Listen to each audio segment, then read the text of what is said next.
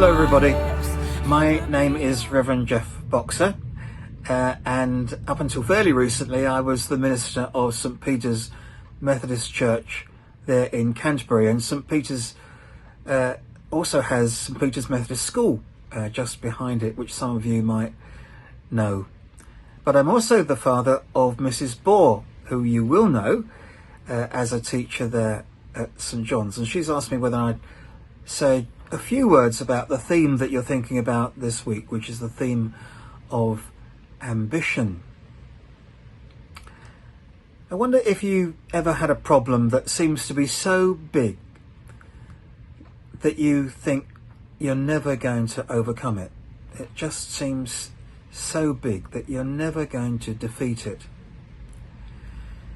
And today we're going to hear a story in the Bible about a young boy called David, and how he went out to face and to overcome a giant of a person called Goliath. That story comes from 1 Samuel chapter 17, and we're going to hear that story right now.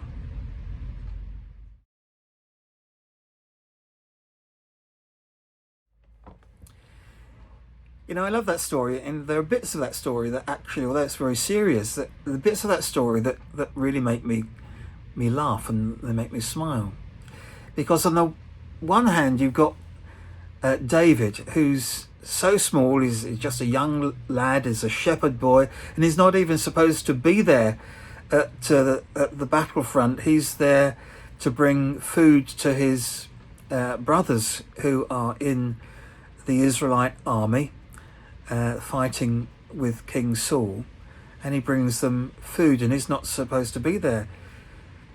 But on the other side, you've got this giant of a person called Goliath. And Goliath, it says, is the champion of the Philistine army. And he's got all this strong armor. He's a huge person, and he knows it. And in fact, as we hear in the story, he comes forward and he challenges the Israelites, and he says, if anyone can beat me, if anyone can defeat me, then that's the battle over, because I don't think anyone is going to beat me. And as we hear, actually all of the Israelite soldiers run away.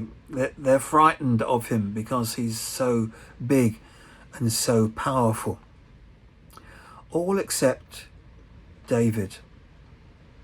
And David goes to King Saul and he says, let me fight Goliath.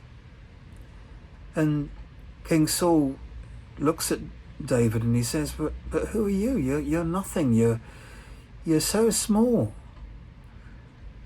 And there is this funny part in the story where King Saul puts on all the soldiers' armor onto David, all of the armor that the soldiers would normally wear. But it's too big for David, and he can't move. So David takes it off and he says, I don't need this. I don't need this armor, because I've got something that Goliath hasn't got. And I've got something that can beat that can beat Goliath. And do you know what that thing is? That one thing is, David knew that he had God with him. He put his trust in God. And he kind of was saying, yeah, I might be small, but I trust in God. And God is bigger than anything, and is certainly bigger than Goliath. And I might not be able to beat Goliath by myself. But I put my trust not in myself, but I put my trust in God, and God is going to help me to beat Goliath. And that's, of course, what happens. and David goes out, and Goliath looks at David, and he thinks, what is this? Who is this that's come against me? And he says, I'm going to crush you. You're so small. You're nothing. But David stands firm, not in his strength, but he knows that God is with him. And he takes the sling, as we hear in the story, and he puts some stones in, and he is able to beat Goliath, and he kills him. Not through his strength, but because God was with him. And the moral really of that story for us all is that all of us really from time to time face Goliaths of some shape or form. We all face problems that seem so big, things that seem so powerful, that we think we are never going to overcome them. They're too big for me, and I'm so small, and I'm so weak. But the moral of the story is that even though we might be weak, we might seem so small in comparison to the problems and the troubles and the giant troubles and difficulties that we face, God is even bigger than those things. And what we need to do is to put our trust in God, not in ourselves, but our trust in God. And he will give us the strength that we need, because he is bigger than the biggest problem, the biggest thing that you can ever imagine. Think of something that is huge.